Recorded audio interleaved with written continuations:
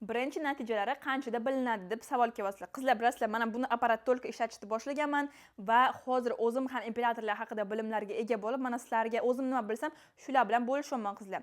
Mana boshida bilasizlarmi, emuzillarga mumkin emas bunaqa deb aytganman. No, akasi emuzillarga mumkin, просто homildorlarga mumkin emas ekan qizlar. O'shaning uchun aytmoqchiman, informatsiyalar sekin-sekin ozgina aytishim mumkin. Men izlanib, ko'proq ma'lumotlar ega bo'lganim sari shularni sizlarga chiroyli qilib yetkazib beraman. Birinchisi, ikkinchisi, har bunaqa butunlay yo'qotadimi va effekt birinchisi qanchada bilinadi.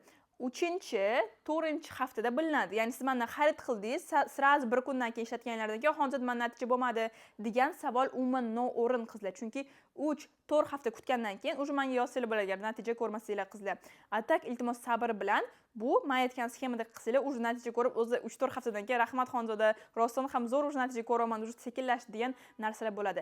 Va bu doim butunlay yo'qotib tashlamaydi, поддерживающий effekt qilish kerak bo'ladi.